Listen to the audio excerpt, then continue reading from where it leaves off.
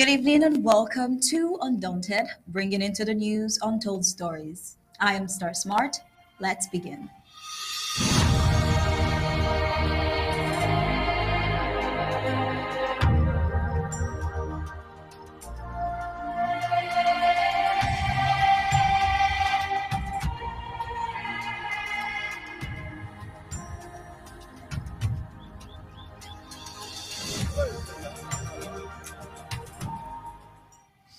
The hurt and pain Amazonians in the home front face is humiliating. Amazonians, since before the onset of the senseless war, have been going through a hard time, from marginalization to annihilation to rape to every unspeakable deed you can think of. Amazonia has witnessed them all, from genocide to extortion to massacres. The list is endless. And lately, the increase in burning of markets have become the order of the day. While our republic tried to annihilate and increase the suffering of the peoples of Amazonia, the colonial border dispute between the Cameroons and Nigeria that nearly escalated into an armed conflict in 1994 is still in the news. The battle over the Bakassi Peninsula is in the southern Cameroon's Amazonia is still a topic today. A dispute that was taken to the ICJ by annexationist Yaoundé, which declared it competent to hear the case in 1998, and in 2002, the ICJ ruled in favor of the Cameroon's sovereignty over Bakassi and clarified the border between the two countries. We wonder what is happening with southern Cameroon's Bakassi today. We'll go deeper into this convo, but to do that, we'll have Barrister Timi Basia join us tonight. But then we'll have to get into the full briefings of Undaunted before we get into all of that, right after we get the prime headlines.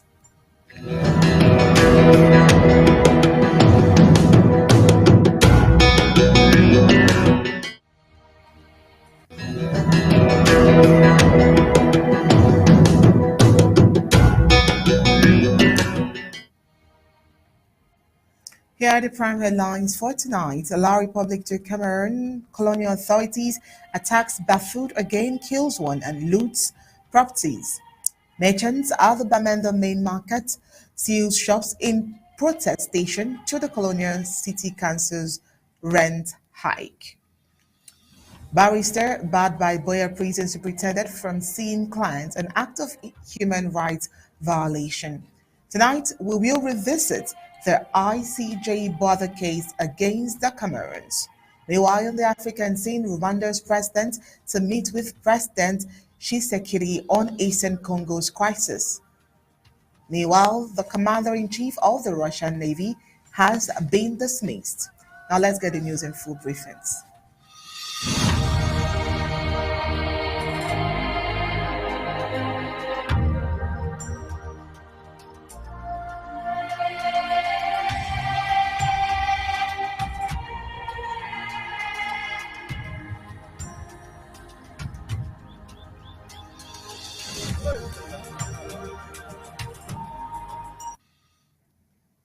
Merchants of the Bamenda main markets are observing a strike action protesting the rent hike imposed by the Colonial City Council.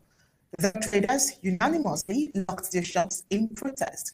The traders are demanding that the price should be maintained at the normal rate. A shop owner opined in a very sad way, saying, "We are angry with what is happening. The rent that we pay on our market shop has been doubled. Initially, we were paying 10,000 francs per month and per shop. Now they have raised the amount to 20,000 francs, thereby multiplying the price by two. There is no justification as to why the rent would be increased. We are not going to open our shops until the status quo is maintained." Now, while we say this is where we bring the full briefings of Undaunted tonight, would want you to see that particular image as well. Meanwhile, how are you doing, Sir? Very well, Ongi. Let's have the image. Let's have the image.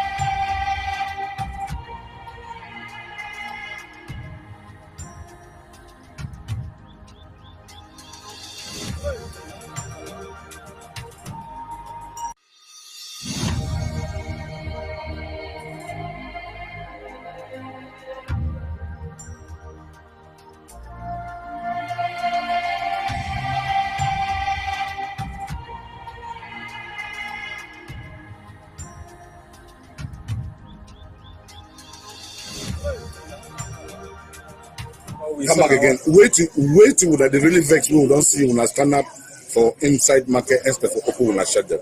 Now because the state where they take at the rent, so favor we. So now why that we want me they reduce go back to normal because things they know they work inside Bamina. So now why that we no want them. How much will I be the pay first time? First time, big share they pay 10,000 for. Big share they pay 10,000. Small share pay 5,000. Now how much?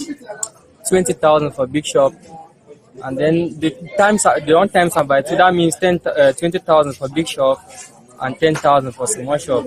Waiting and not really work out fine, so we no want them. So wait to really be with a cry now. Crying at the market master, yeah, will cry. Go back to the normal.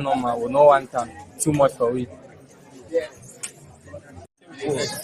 That's why we vex because the authorities or the council that actually increase rent times 2 from the normal rent we would pay before. Because we pay 10,000 now 20,000, where it actually be too much for we the people for Bamenda. Who would have paid the money for? We pay for market master, they take out for council. So the money plenty for we. So actually, and waiting where the thing the Bamenda near the waka. Where we know the crisis that can think they're slow, fire cap bond market, and where we also sympathize with brother and two-way market in that bond.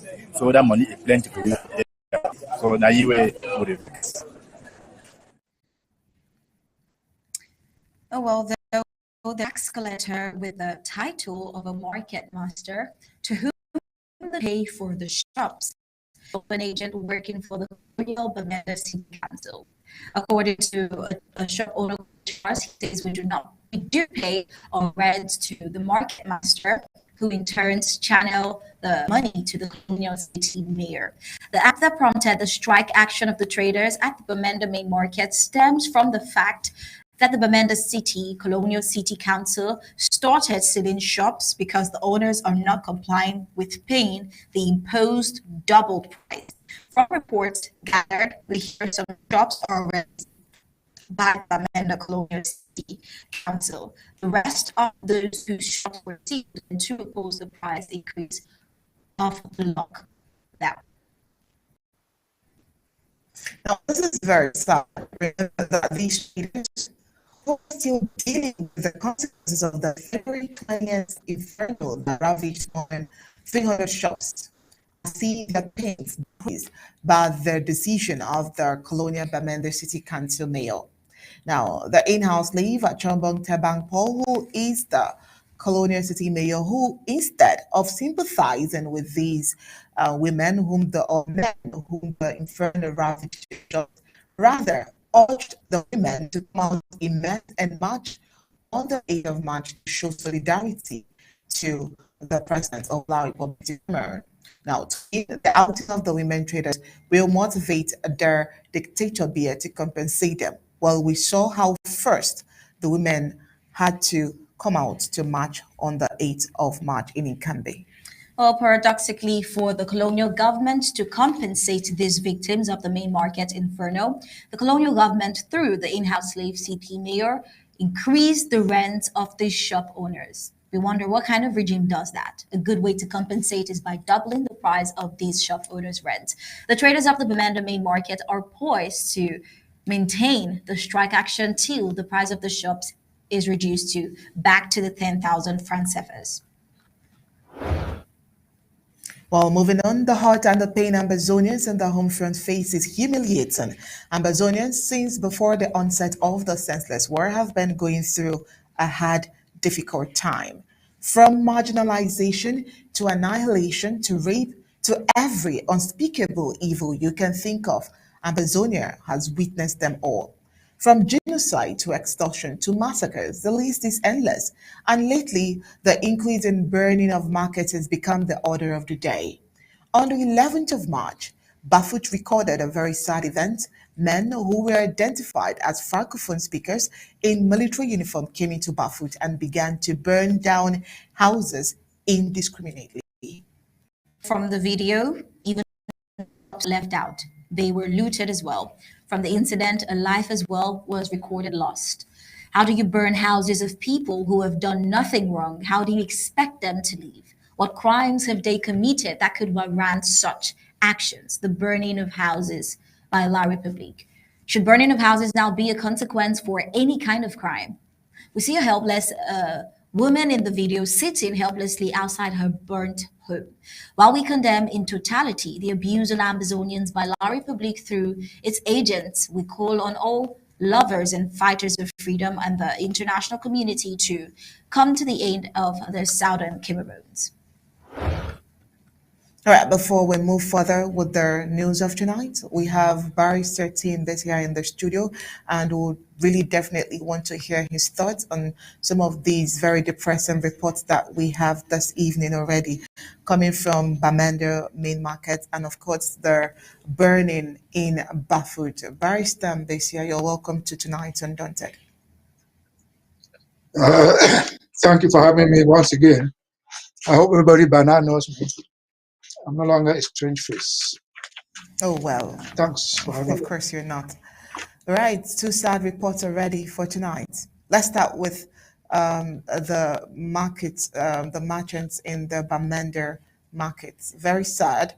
We're talking about over 300 shops lost as at February 20th.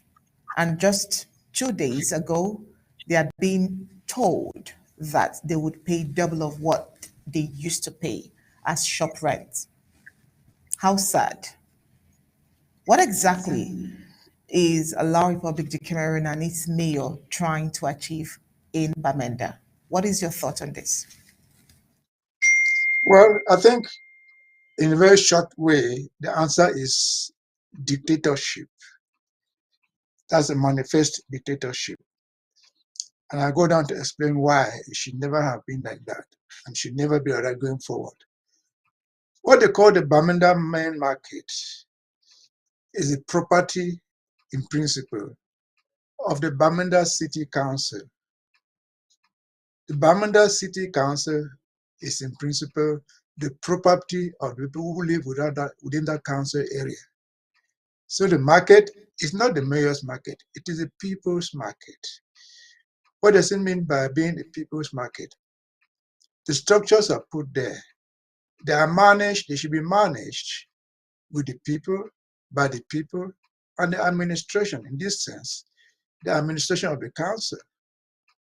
And if that were to be done, nothing should ever be done without their prior consultation and acceptance. So the mayor cannot just come from the moon and decree increases. No, I'm not sure that the mayor has any stores there. If he had, he probably will have not up to half of the stores in the whole market. So what you see the traders doing there, they are doing to do with people's power. No matter how powerful Mr. Mayor may claim to be, 500 store owners in the market, they own him because they pay the money that pays him. They owe him because as members of his constituency, in principle, they vote him. So they can vote him out. So he should never in any form or shape do what he's doing. And that will take us to the second aspect of it, the burning of the market. Whoever burned the market, well, we've had this discussion before. One thing is clear, almost clear, let me say almost, that that market had no insurance. Had no insurance. And had the traders been involved in the management of the market, they would have insisted on a fire insurance for the market. Insurance is not free. If the traders were paying 10,000, for example, and by agreement you added 500 to make 10,500, so they have insurance to cover whatever thing might come, whatever disaster might come in that market, a flood, a fire. I'm not sure anybody reasonable would have objected to that. But this is not being done. The mayor, in his pretext of owning the thing by himself, goes down, does that thing, and if the stories we were hearing are true, they don't even know how to collect the money. They send what they call market masters, they can take 10,000. Apparently with handwritten receipts, most of which will be fake. What is wrong with them? A market like Bamenda Market, such a big market in the cosmopolitan town. What is wrong with them? They cannot institute electronic payments that can be verified. They say put to follow them to the stores. In addition to paying 10,000, you give them a beer. The 10,000 goes, whatever goes to the treasury, nobody knows. And so that is a rare mismanagement that Ambazonia is fighting against. In the future of Ambazonia, such will not happen. To improve the market will be owned by the council, will be run by the council along with the traders. The traders. Also, you don't just go there and increase prices, because if you increase the prices, for example, of the goods, the buyers can refuse to buy. So you don't just do those things in isolation just to show power. Again, I give kudos to the Bamenda traders. What they're doing, they're taking the rightful power into their own hands. There's nothing the mayor can do, no matter how powerful he is. You cannot force 300, 400, 500 traders to go open their stores. So I think as the days go on, the people are discovering their rights. They are discovering what the weapons that they have within their arsenal to challenge the dictators. No dictator ever falls by himself. Dictators fall because they are challenged and pushed down the cliff. So thank you, Bamenda traders. Hold on. You have learned something from this mining. There is not enough to open this. The managers of the market should assure you that there is insurance to cover future accidents, future incidents, whatever they might be. And so that's what I can say about the market. Thank you.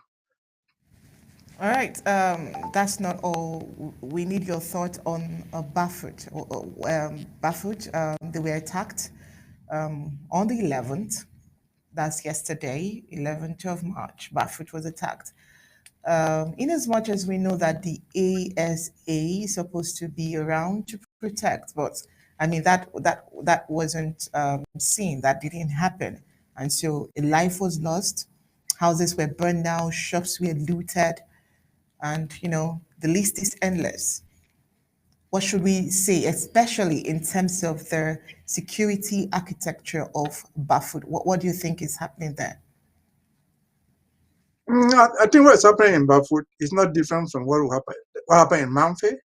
It's not different from what will happen in Boya. It's not different from what will happen in Kambe or Womb or the next town. We have said here many times before, the burning of the houses, the burning of the markets is what we call arson. Arson as a weapon of war is outlawed, it is illegal. Anybody who is using arson as a weapon of war is committing a war crime. We don't need to doubt. I've always said that the Republic is directly or indirectly responsible. For it is their responsibility. Just like in Bamenda Market, in Kumba Market, in Manfe Market, in every village, to assume the security of the people. If the houses are being burnt and government is unable to explain what is happening to it, government indirectly answered for that.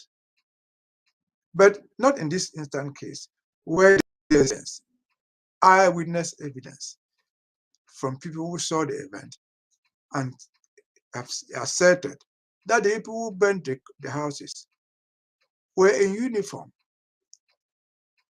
So they were government officers. If they were not government officers, let the government prosecute those people who stole their uniform somewhere. And so it is the responsibility of government. The government is failing in its responsibility. He has failed for so long. But the question you ask me is, what can the ASA do? There's very little that the ASA can do for those sort of things right now. Because we are in a guerrilla war. We are in a hit and run situation. Guerrilla wars don't operate in large bunches. So they cannot guarantee the security of every village because we don't have the capacity to do it. The government is the one assuming responsibility for the security. They have not yet accepted. If they left the place, we will take up the security. But they are there. How do we calm it down when there are people are it? Secure when there are people, uniformed people setting fire on the houses. Yes, they are armed with AK-47s. Our boys, even if they were there in that massive crowd, they probably they were armed with cutlasses and spears, which are not matched to AK-47, the machine guns, and other things that the government has. So we cannot bear any responsibility. We should, as far as possible, where it is possible, do the best. But again, talking about Bafut, what have the people done to deserve this? Again, it is a chronicle down history lane for the past 7 years. We have seen this repeated by government. So they don't hide it. They do it publicly and go unpunished. But again, they are going unpunished by the government that is sending them. Our hopes are true. This is arson. It is against international law. It is against human rights laws. So sooner or later, justice will be done. We only wish that these people saw who had eyewitness accounts. Don't forget, and record it somewhere. The day will come when the agents will be held responsible for all these things. So again, what is happening in Bafut? I mean, just a few days after Bamenda Market. Bamenda Market happened just a few weeks after Egueko and Manfe Market. Egueko happened a few months after the hospital. And up to this point, we have not seen the government prosecuting anybody. All this Bamenda, Egueko, Manfe, Mancon happened after Ngaribu. Ngaribu was not just killing people, was also burning the villages and burning the people. So what evidence do we need to say that this government is a junta of criminals? It's a chunk of people, unrepentant criminals. That only go harden our resolve. Because if you cannot run from any danger, nobody will not fail to run from fire. As Indra said, joining La Republique is going to fire. It's fire. So they put it in 1961. And we're saying it. We stupidly opted to go to fire. But luckily, we're not all dead. Those of us who have survived, we'll get ourselves out. We'll pick the pieces after that. So again, those who have the opportunity to witness these things, keep records of it. Keep it under your bed. Send it to us by private mail. The day will come when those things will be accounted for. Thank you. Thank you so much, Barrister Mbase here. Just still stick around. We still have a few more reports to go through with. Despite the global hike in food prices and the suffering Ambazonians go through daily to feed their families, French Cameroons in 2020 inside the destruction of crops and items in their territory. Although this has been one of the features of the genocide that has been going on now for 8 years and counting, the intensification of the destruction in 2022 by French Cameroon soldiers on their orders when the world is facing hunger due to cut in supplies from Eastern Europe is no doubt war crimes. The destruction was in the locality of Bello, in the northern part of the territory where a food warehouse for market women was deliberately burned by the soldiers. Locals in their hideouts could hear the soldiers saying in the colonial language that they will destroy all their crops. They will die of hunger. This is terrorist food. After which, on the 11th of June 2022, They also killed a farmer, Bolu, and dumped his body in a cornfield. Well, revisiting the state of the war in June 2022, it was destruction of food items in Ambazonia by La République du Cameroon's terrorizing forces. And in this year, it is the systematic serial destruction of markets through arson. Now, when speculations have fingers pointing at the genocidal regime for all the recent arsons, it's just a logical connecting of the dots. Such patterns by the same regime and its military have been clearly seen in previous years. Burnings and destruction of the livelihood of Amazonia by La République has become a recurring news that the international community, due to diplomatic calls and actions by President Sarko, are starting to see as well as take actions. And we hope that these calls will not just end up in a conspiracy of silence from the end of the international community, but will lead to a peaceful and just resolution that will bring an end to the war ravaging Amazonia. Oh, well, now on to the Bakassi Peninsula. The colonial border dispute between the Cameroons and Nigeria have nearly escalated into an armed conflict in 1994 over the Bakassi Peninsula in the southern Cameroon's Amazonia. The issue was taken to the ICJ by annexationist Yaoundé, which declared it competent to hear the case in 1998. In 2002, the ICJ ruled in favor of the Cameroon over Bakassi and clarified the border between the two countries.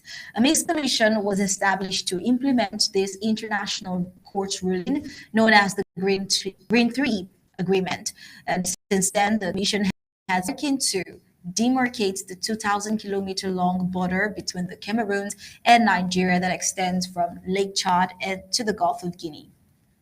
Reports reaching on Dawn at ABC Amber News says Nigeria has agreed to continue with the process of border delineation as part of the International Court of Justice (ICJ) ruling of October 10, 2002. Leonardo Santos Simão, the special representative United Nations Secretary General and Chair of the Cameroon's Nigeria mission, announced the 6th of March 2024 during audience with the Prime Minister of the French Cameroon, Dion Goutet. In his words, he says, "We have received assurance from Nigeria to see the process through to completion." Simeo stated, adding that a roadmap is needed to outline the steps towards successful completion of the operation. La République Minister Goutet welcomed the decision, stating that there is no need for further of the ICJ ruling to finalize the common border delineation. He confirmed that there is now a perfect agreement between the two parties to finalize the work. But then, is there really a perfect agreement looking at the fact that a key party to the case is currently sidelined? Well, the potential implications of the border delineation process between the Cameroons and Nigeria includes more than clarifying and solidifying the territorial boundaries between the two countries. It extends to the interests and concerns of all parties involved, which largely includes the southern Cameroons, to be taken into consideration during this process to ensure a fair and equitable outcome.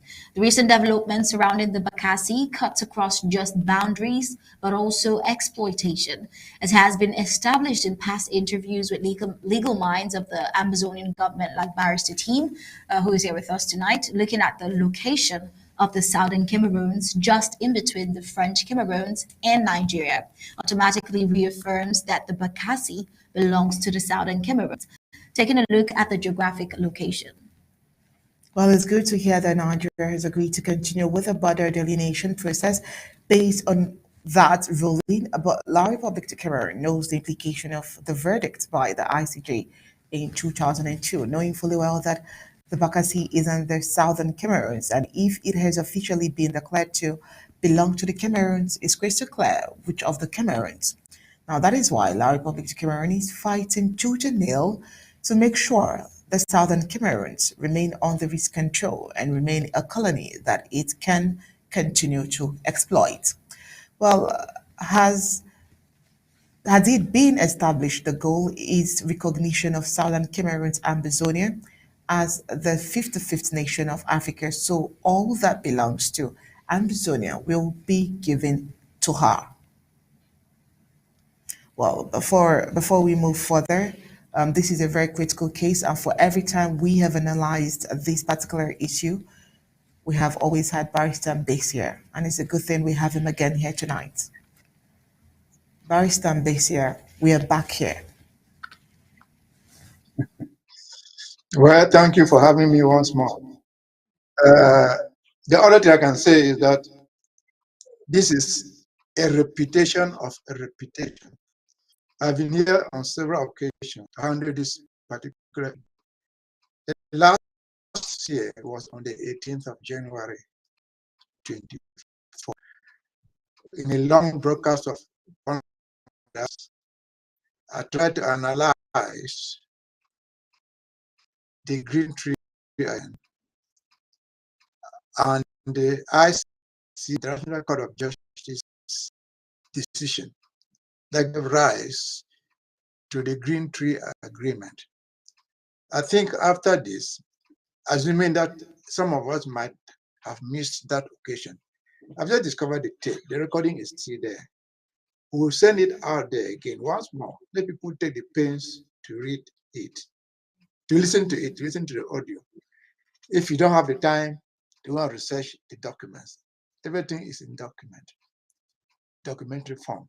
I did explain that because there have been a lot of misconception about the Green Tree, misinterpretation by people who do not look deep into it. I explained that the Green Tree Agreement was in 2006. It was intended to enforce the judgment of 2004 of the ICJ between La République du Cameroon and Nigeria, not only over Bakassi, but over their whole border stretching from Lake Chad to the Atlantic Ocean. From Lake Chad, dealing with former Northern Cameroon that voted to join Nigeria. And as far as we are concerned, in the Bakassi, because Bakassi was and is still part of the British Southern Cameroon, we were not parties to the ICJ proceedings. And so we did not take part in it. But I took the pains in that last analysis to show that even though we're not there, the judgment, which is about 200 pages long, adequately handled the issue of Bakassi to show that Bakassi was and is still part of Ambazonia. Bakassi was and is still part of Kwame. The only claim, the only basis on which La République is laying claim to Bakassi is the 1961 11 February plebiscite that we voted in principle to join Cameroon. In fact, until 1961, what they call the Republic of Cameroon today never had any boundaries with Nigeria anywhere. The western boundary was only with Cameroon, that is with British administered Cameroon. And so their connection to Nigeria now, from the north, from Lake Chad, coming down to Bakassi, is based on the results of the 1961 plebiscite, where Northern Cameroon purportedly joined Nigeria. They joined Nigeria, their boundary became now the official boundary between Nigeria, Northern Cameroon, and East Cameroon. They also did the same thing to us, because the judgment says, the judgment, ICC judgment, ICJ judgment over Bakassi says, I think in paragraph 232, something like that, it says that after the partition of Cameroon in 1913 and 1919, Bakassi was given as part of British administered Trust Territory of Cameroon and remained there. If it goes low, it recognizes what happened at the plebiscite and quotes the 1608 resolution. That's in the judgment. It says that Nigeria, in resolution 1608, to accept the results of those elections and to agree that Northern Nigeria was joining them. And by that implication, that Southern Cameroon was joining Cameroon. So they could not now come and say, look, Bakassi, which was part of Southern Cameroon, is part of Nigeria. So that is the basis of the thing. As of today, in the official eyes of the world, is Cameroon. They just say Cameroon. Let me say Southern Cameroon. They say Cameroon.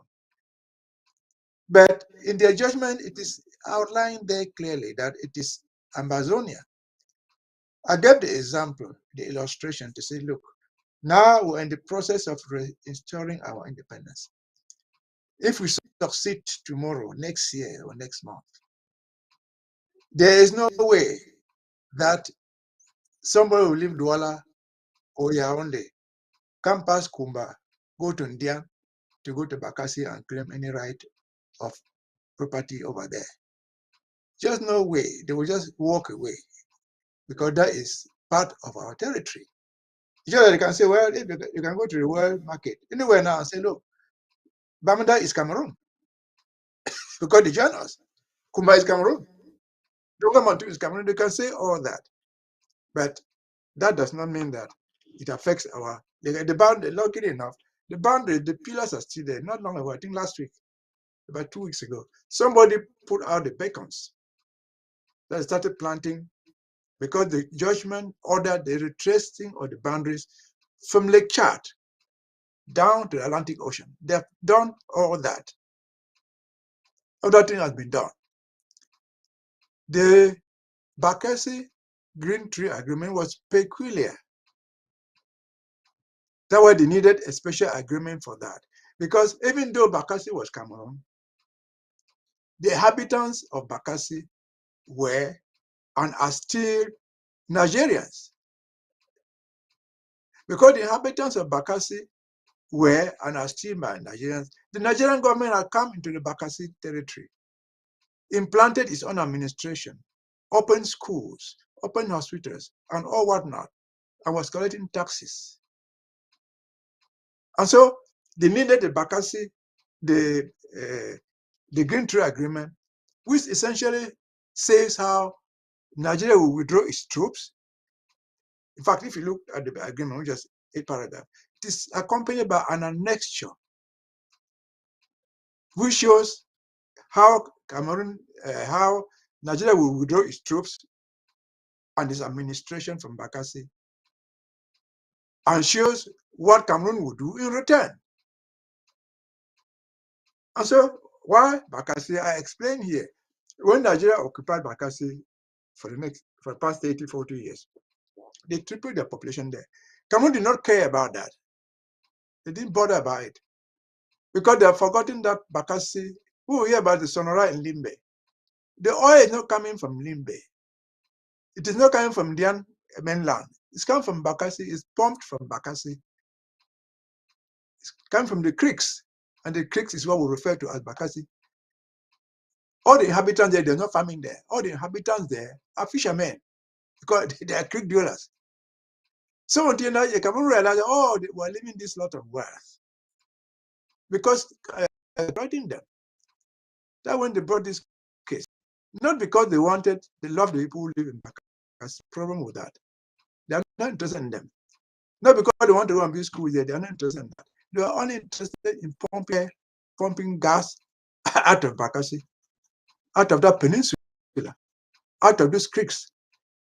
These are the same creeks that extend right to the Niger Delta of Nigeria. So it's a very powerful, oil-rich territory. And so if you see the Green Tree Agreement, they could face problems there. That was completed. The enforcement of the Green Tree Agreement was completed. It started in 2006 and ended in 2008. So it has been more than 10 years that Bakassi was actually handed over to Cameroon. That Nigeria withdrew its administration from there. They simply withdrew the administration. The people who live in Bakassi are still Bakassians. Most of them, if not all, I think all of them, they use the Naira because they go buy their things from Nigeria. If we cannot get to Indian, Baka, how much more do you expect somebody in Bakassi to go to Douala or to go to Kumba, just 70 kilometers away, to buy stuff? They live on Nigerian money. They use the Nigerian currency. They have their brothers who live across the Nigeria. Like we have the Ejahams who live in the Cork. They live in Mamfe, in the Cork, and they live in Calabar. So that is the bottom line of Bakassi. The Green Tree Agreement was signed between Cameroon and Nigeria. The witnesses to that agreement included the United Nations, the Secretary General, Mr. Kofi Annan. In fact, he negotiated it. I initiated it as a witness. Another witness to that agreement was the United States. Another witness to that agreement is France. Another witness to that agreement is Germany. Another witness to that agreement is the UK. So it is an international treaty witnessed by many different countries, powers, you can call them. So because they foresaw that somewhere they could get difficulties, some people could refuse to move. Because the Nigerians who live there are free to move to Nigeria. It's written there, if you want to be Nigerian, move to Nigeria. But if you have to stay there, you have to abide by whatever thing they call Cameroon law there. And so that's what it is. That's what the Green Tree is all about. Again, let me insist, if people don't mind it, I will repost the discussion I had on the 18th of January this year, so that others who might have missed it can look at them, can follow it at any time. It's a very rich historical analysis, which I can only summarize as I've done. If you have further questions, maybe I can answer them. Thank you.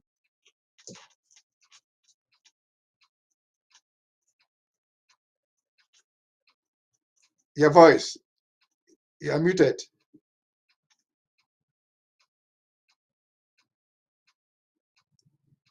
You are muted.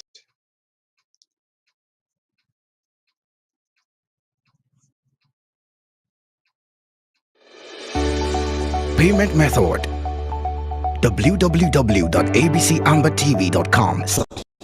ABC Amber TV payment channels: Cash App 202-650-2216, 240-486-8768.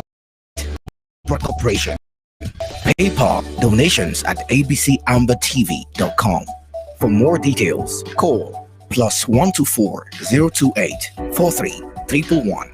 You can email us at info@abcambertv.com. Payment method: www.abcambertv.com/donate.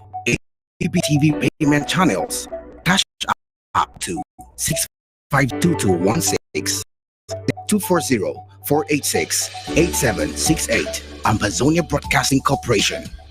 PayPal donations at abcambertv.com.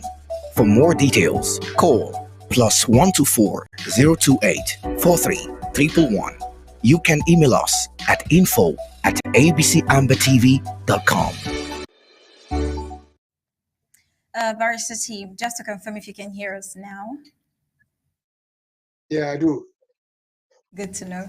All right, back to your explanation. Like we were saying, over time, we've had you come up here to explain, especially about the Bakassi, over and over. Now, we do not think that the authorities that be are ignorant of the fact. But then my question is, do you think with this international community encouraging a conversation between French, Cameroon, and Nigeria, you mentioned the countries that were witnesses to these particular case of the Bakassi. Now, do you think that with the international community encouraging a conversation between French Cameroons and Nigeria over the southern Cameroons Nigeria border is a way of acknowledging that the southern Cameroons has actually been occupied and owned by La République du Cameroon?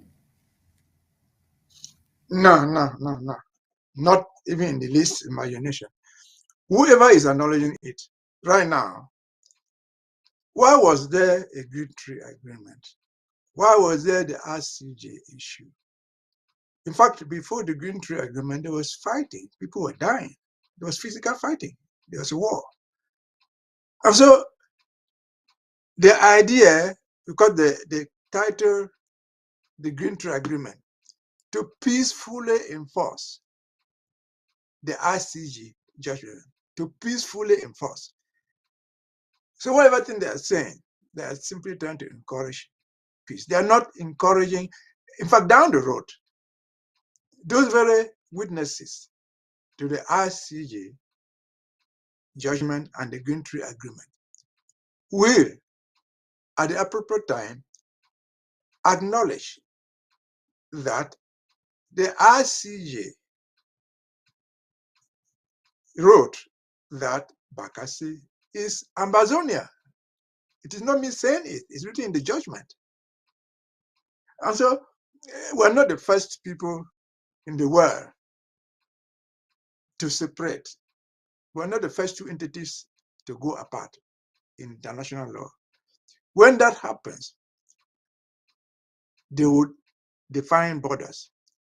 As far as Ambazonia is concerned, we don't have any problem with the borders because we had internationally recognized borders, which beacons are still standing there live. So La République cannot come in. Nobody can come to say this was not the boundary. No. The boundaries are so well defined. They are marked out, even in the judgment, from point A, degree this to this to this. So they were mapped out. So at the appropriate time, as I've said, there is no way, even La République will never lay claim to Bakassi. Neither would they lay claim. Because their interest is oil. Unfortunately for them, the oil that is piped from Bakassi is assembled in Victoria, which is still Ambazonia, are only piped across. So there's no way, for example, let me tell you Bakassi a little bit. There's no way, for example, that one day, Yaoundé, when we actualize our independence, Yaoundé will come and say, no, Victoria belongs to us because we're being Sonora there. They cannot do that. They can come and lay claim to say, well, we'll pay this Sonora for so many billions. Give us some money back. They cannot lay claim to it. They cannot lay claim to, let me say, Paul Biya gave Bamenda 20 billion to reconstruct the market. And they cannot come and say, no, this market is a market because we reconstructed it with $20 billion. They cannot do that. The Bamenda will remain a Bamenda market. And the geographical position of Bamenda will be part and parcel, uncontested part of Ambazonia. So if in the country, like I saw somebody in social media, I think that's what brought up the story. Somebody was saying that, well, the Secretary General congratulated whoever the Secretary General congratulated the two Cameroons for successfully implementing the Green Tree Agreement. That's okay. Absolutely no problem with that. It means that they are kept to the terms, but the terms of the agreement, again, do not deal with the international status of Ambazonia up to 1961. The international status, the legal status of Ambazonia is dealt with in the RCJ judgment, paragraph 200 to about 230, 260, which is properly analyzed. Because the United Nations Minister English Cameroon, they said that Cameroon is based on the state. And so that is how it is. Yeah, woman, you cannot go get married. By the time you get married to your husband, your father had left you a house in Bamenda, in Manfi, wherever it is. I go and get married to this man with your own house. And you're divorcing, and the man will say, no, the father your father left, the house that your parents left to you in Manfi is his house. No, he didn't build that house jointly with him. That's your property. So that should answer, you not be worried about that. Let us keep on the fight. That's why Yaoundé is fighting this thing. They don't know how they will lose Bakassi. Not the physical Bakassi. They will lose the oil wealth of Bakassi. And by extension, I've said this sometime before, the main reason why UK very much wanted us to join Nigeria was because of Bakassi, the wealth they realized. The British did not discover oil in Nigeria only after we left. No, before independence, they knew the wealth of that place. That's why they insisted. They thought that we would join Nigeria, and the exploitation of the gas and other minerals in Bakassi would belong to Britain indirectly. They are not doing it because they love the Bakassians. These poor fishermen, what did they supply there? If you were to go there, you bring them food. They don't have food. They don't have garlic. You are not liking the physical individuals there. They are liking the resources that are found under the ground of Bakassi. Yeah, they're not fighting because they love Bakassi. Since they signed this agreement, they had undertaken to go develop the place, put their own schools there. It has been 12 years or more since the Green Tree was signed. Bakassi is still what it is. They have not done any development there, but they have not stopped piping out the oil from there. In fact, they have been piping it out, making sure that the trade doesn't get finished, stealing the money, putting it in boats, putting it in boxes, and running across the ocean to go and hide it somewhere. Well, Barrister Thank you. Tim, yes, thank you too. We get your point that it is nothing to worry about because when Amazonia gets her independence, all that belongs to her would rightfully go with her. But then, in line with the president's diplomatic endeavors, President Sarko's diplomatic endeavors, what would you advise? Do you think that official correspondences should be made by the Amazonian government to the UN, to Nigeria, the UK, and even French Cameroon, or do we just leave it like you have said until, or there should be no diplomatic move towards this particular case study of the Bakassi? No, we can use Bakassi not in that manner. We can use Bakassi to show our international sympathizers that we are viable. To the Americans, say, well, you signed this, you were willing to use agreement, or France, or Germany, that were agreement. So, okay, tell Nigeria to let us take Bakassi now. They're not going to give us our land in parcels. But we can use Bakassi and say, look, this is a small country geographically, but minerally rich. This Bakassi belongs to us. We can show them that judgment. Bakassi is part of former UN Trust Territory administered by Britain, which we are. Former British Southern Cameroon, which we have changed, we have simply changed name. We can change name to anything. We can change name to we can call the whole country. We can change name. Those things there. We can use that map. We can use that judgment. And put this paragraph. If somebody is doubting, because the main reason you gave for making independence, they pretended that we're not viable. We can use that document to look, this is Bakassi. It is our territory. We can reach that there. We can use that document to say, look, it is us supplying that we will pay even oil. So nobody should be afraid that if we got independence tomorrow, we become beggars from France. beggars from the United States, beggars from whoever will buy, because our currency is ours. You have the well, that would be and they don't maybe, but that in Cameroon, they might want to do it. But if I'm dead, the lawyers that are about 20 years, 50 years after me, it's the case that they cannot change. They cannot shake the foundation of that case. It's historically sound. It's legally sound. It's factual. The beacons of separating Southern Cameroon and East Cameroon are still there. It's own village. Somebody put out a beacon, the beacon 30. It's my own village. I know where it is standing.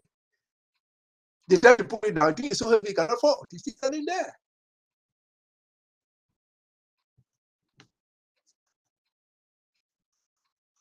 You've indeed talked on every aspect of this particular Bakassi. We hope that you could still reiterate some of what you said today, hopefully at the Ambazonia this week during the weekend. But with that, we'll say thank you for joining us. And that's about it with you here on Undaunted tonight. We'll get back to the news now. Thank you for your time. Payment method: www.abcambertv.com/donate. ABC Amber payment channels: Cash App 202-65221, Zelle 240-486-8768, Amazonia Broadcasting Corporation. PayPal donations at abcambertv.com. For more details, call +124 028 43 111.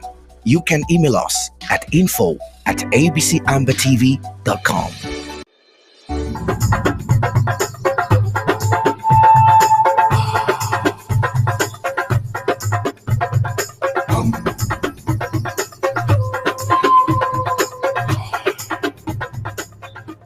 Sovereign silhouette, the emblem of Ambazonia. From the azure embrace of the Atlantic reflecting from the Ambas Bay, the iconic Fako Mountain ascends with a silent, stoic grace, carving a silhouette against the sky. This towering sentinel is more than a geographical marvel. It is the heart of Southern Cameroons, the stoic guardian of Ambazonia, a symbol steadfast as the unyielding spirit manifests in the unity of the land's 13th counties. Encircling this earthen spire, a dove of peace edges its arc, untouched and serene. As it soars with wings unfurled, it casts shadows upon the land, each feather a brushstroke of tranquility.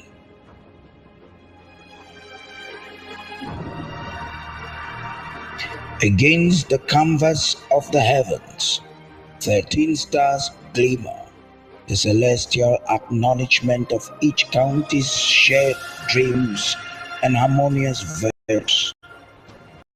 Move in its eternal flight, not merely a bird, but an embodiment of the longing for a peaceful existence under a shared identity. Beneath the mountain top, firmly grounded in the richness of the earth, twin elephant tusks rise as natural monuments. Their arcs, regal and commanding, capture the noble essence of the land spirit animals. The judiciary with the colonial government of La Republic of Cameroon is having eyes. There are some colonial administrators that, by the way the system is crafted, are above the law.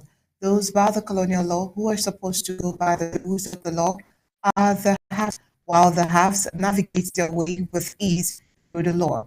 An individual backed by the colonial system the law by prohibiting a lawyer from meeting the client who is in pre-trial detention. Is such a ban still within the ambit of the law? Is it not the right of the person in detention to have a lawyer? This report highlights the fact that the Boya prison superintendent is banned Barrister Ewuli from having contact with the clients in pre-trial detention, where the law doesn't work in the Republic of Cameroon. Well, only public. The colonial Boya president has banned William having contact with his client again.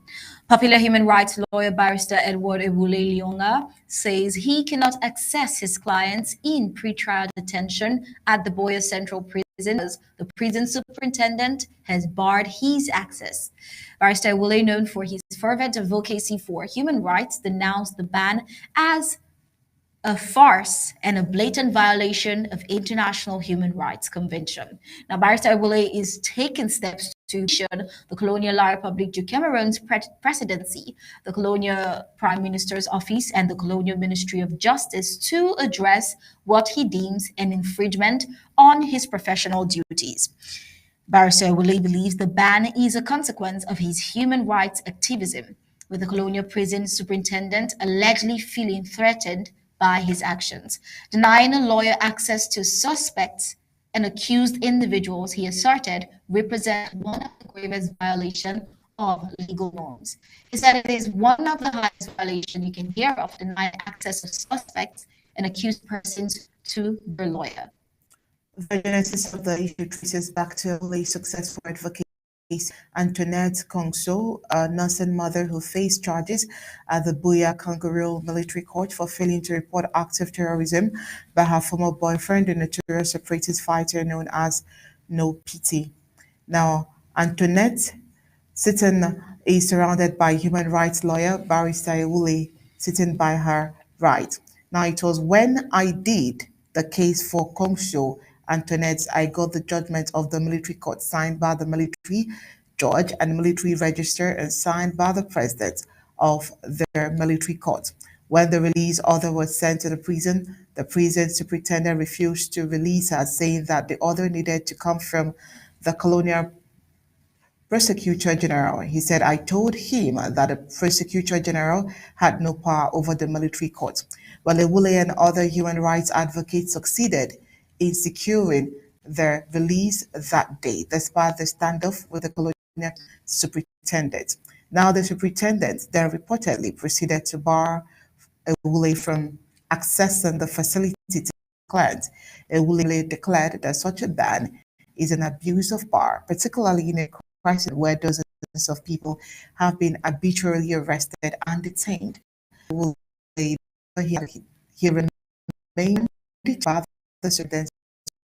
well, highlighting ongoing habeas corpus case filed for illegal detentions, he said he is committed to fighting and denouncing human rights violations. Barrister Ewule said he complained to the Colonial Procurer General, who directed him to the Colonial State Council, and the Colonial State Council told the Colonial Superintendent that a human rights lawyer cannot be stopped from seeing his client. Yet, the Colonial Prison Superintendent did not heed that call. Barrister Edward Ewule is now hopeful that his petition to the highest echelons of colonial octogenarian president of La Republique, in-house late Prime Minister and Colonial Minister of Justice will bring about a resolution to the access ban imposed by the Boya Colonial Central Prison Superintendent.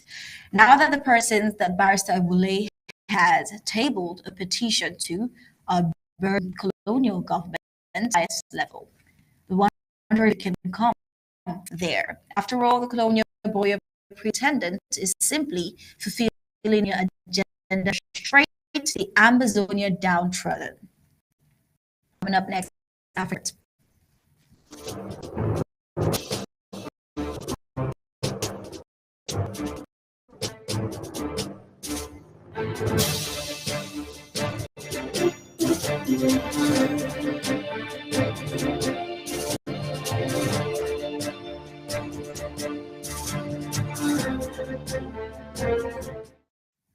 On the African scene, Rwanda's president to meet with President Tshisekedi on Eastern Congo's crisis. Rwanda President Paul Kagame confirmed that he is ready to have talks with President Felix Tshisekedi of the Democratic Republic of the Congo (DRC) to address the ongoing crisis in Eastern Congo.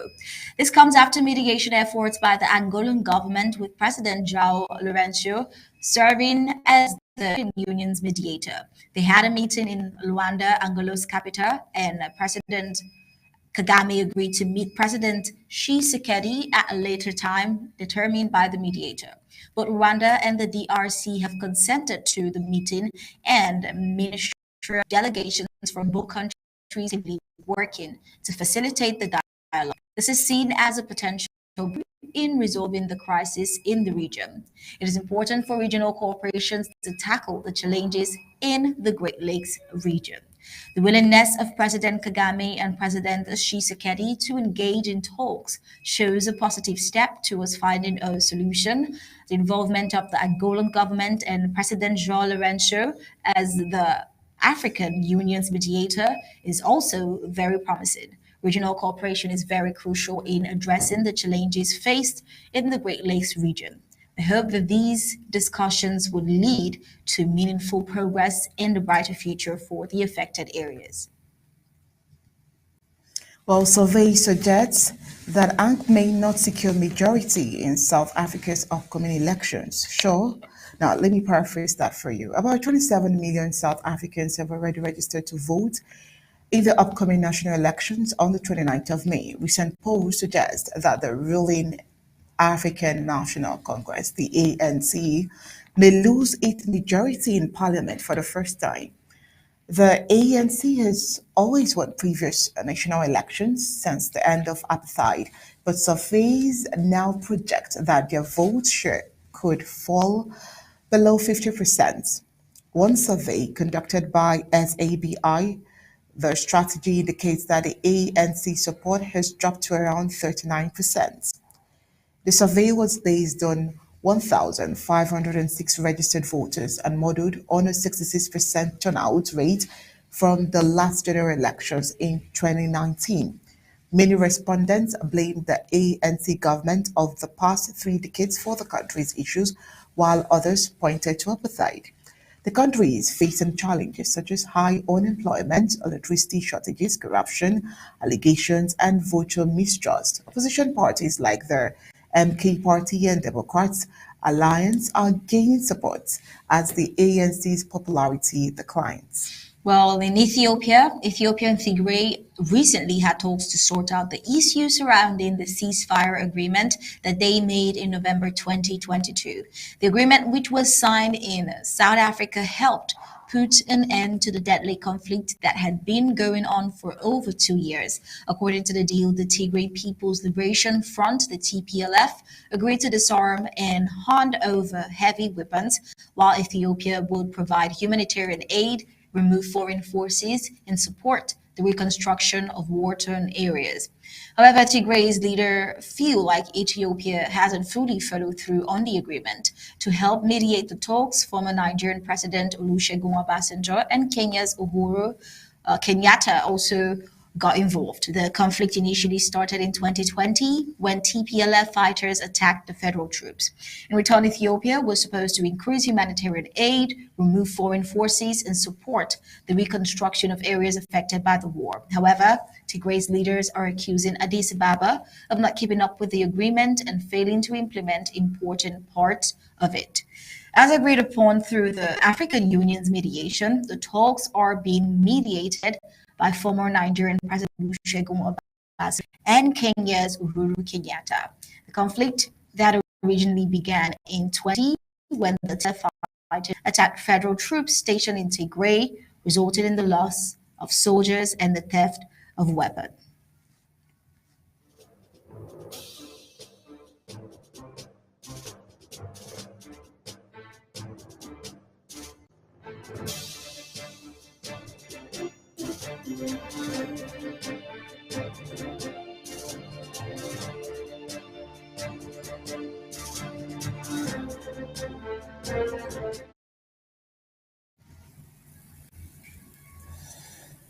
On the global scene, Admiral Yevmov, Commander-in-Chief of the Russian Navy, has been dismissed.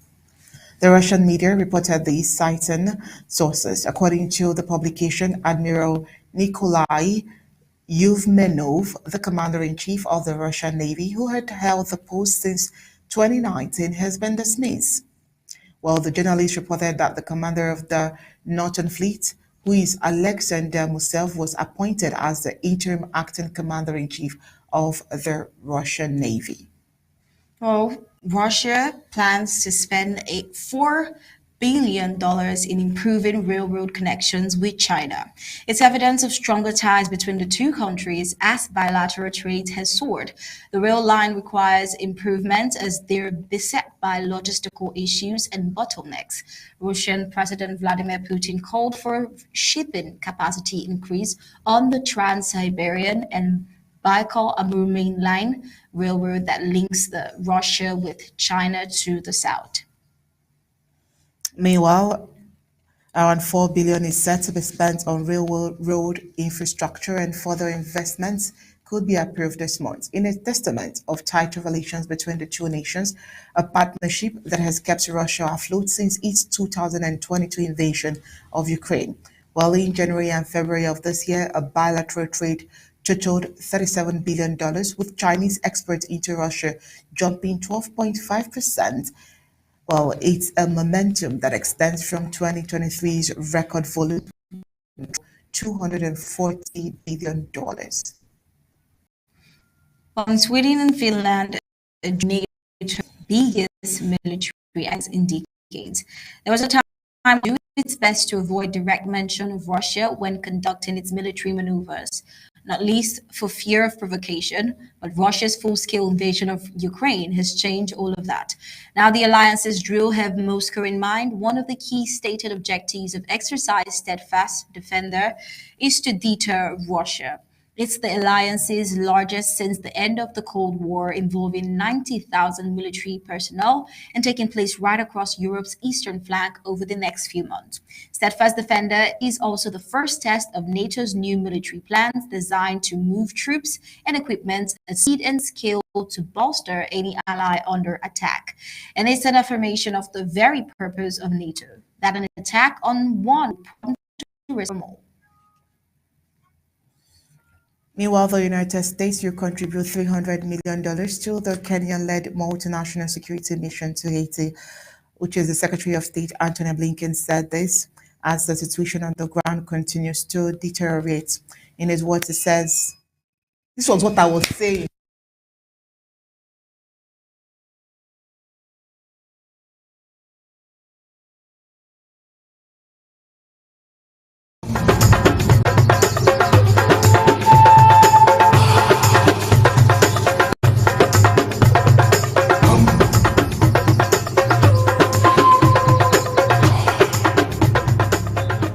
Sovereign silhouette, the emblem of Amazonia.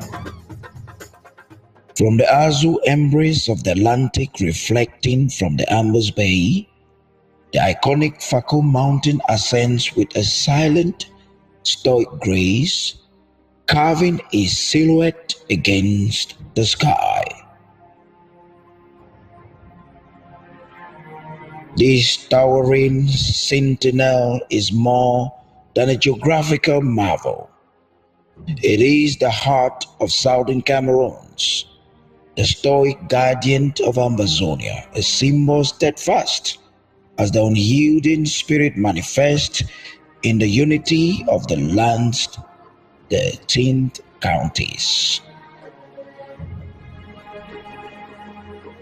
Encircling this earthen spire, a dove of peace edges its arc, untouched and serene.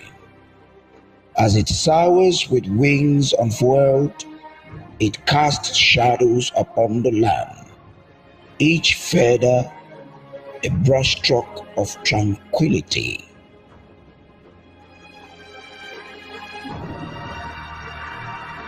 Against the canvas of the heavens, 13 stars glimmer, the celestial acknowledgement of each county's shared dreams and harmonious virtues. The dove, in its eternal flight, is not merely a bird, but an embodiment of the collective longing for a peaceful existence under a shared identity. Beneath the mountain top, firmly grounded in the richness of the earth, twin elephant tusks rise as natural monuments. Their acts, regal and commanding, capture the noble essence of the land spirit animals. This emblem, this seal of Amazonia, is no mere insignia. It is the beacon that illuminates the path to shared prosperity. It is a noise of unity in a world parched by discord.